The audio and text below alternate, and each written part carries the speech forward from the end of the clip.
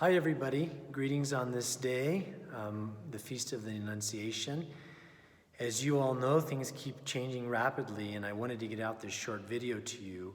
You've probably already heard that one of our dear parishioners, Nora, fell asleep in the Lord this morning as a result of complications from contracting the coronavirus.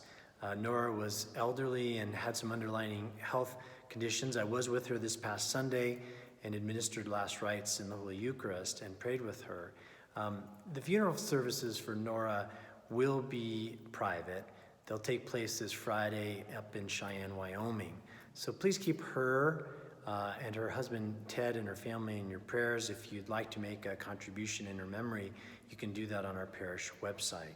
I also want to touch base with all of you and just thank you for, again, the many ways that you are coming together as a parish, as a community, the incredible and beautiful ways that you're serving each other, and how ministry is continuing and really flourishing even in this time. So many of you have asked how you can help, and we're pairing you up with those needs, and some of you have also asked, can you provide financial support? And you can. Again, just go to our parish website. You can make a donation there and just indicate Priest Benevolence Fund. We're directing those funds toward families who do have financial needs at this time.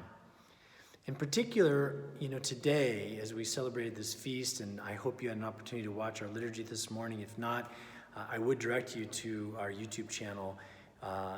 Especially the beginning, I had an opportunity to go through the prayers of Kairos, the prayers of vesting, and the preparation prayers that precede the Divine Liturgy, and take a look at those as I explain them. But I was also reminded as we continue to face this ever-changing landscape of fear, of judgment, of uncertainty, the loss of stability and the like, and for whatever reasons this has occurred. Each year in our Lenten journey, we do read from St. Paul's letter to a suffering and oppressed minority of Christians who at that time were in Rome.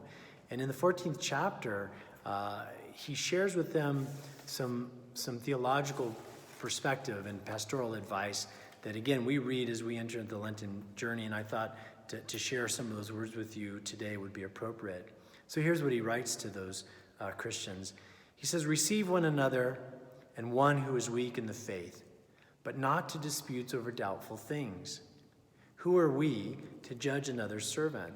To his own master he stands or falls. So let us be fully convinced in his own mind.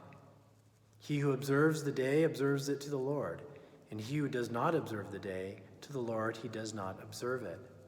For we shall all stand before the judgment seat of Christ. So then each of us shall give account of himself to God.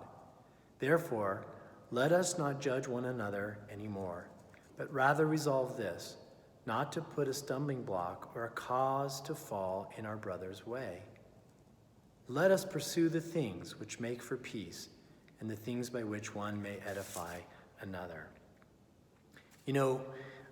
As I read that section again today, I wanted to appeal to each of you again to come together instead of pulling apart, to remember that I'm asking you all to be the bee.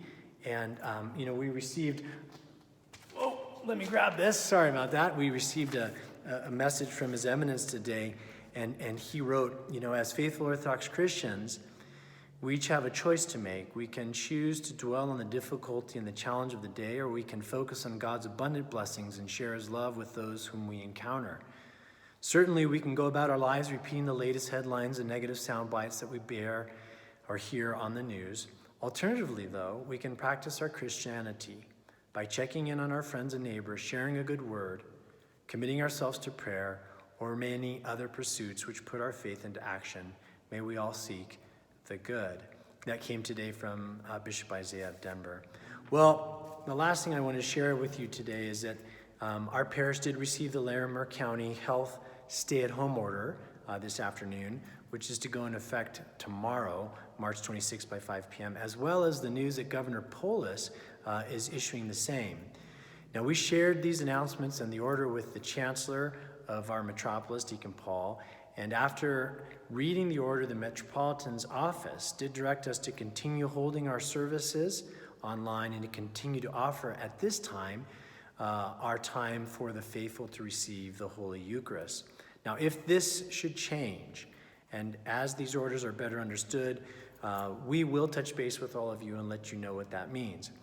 At this time, His Eminence does deem the services of the Church and the Eucharist to be essential services and does not view our continuation of such activities to be in contradiction to the public health orders at this time. In addition, his office did encourage us to continue to remain faithful to his protocols and to those of the public health officials. Well, that's it for now. God bless all of you. I'll talk to you soon again. Remember, I love you. I'm praying for you, and we'll talk soon. Bye.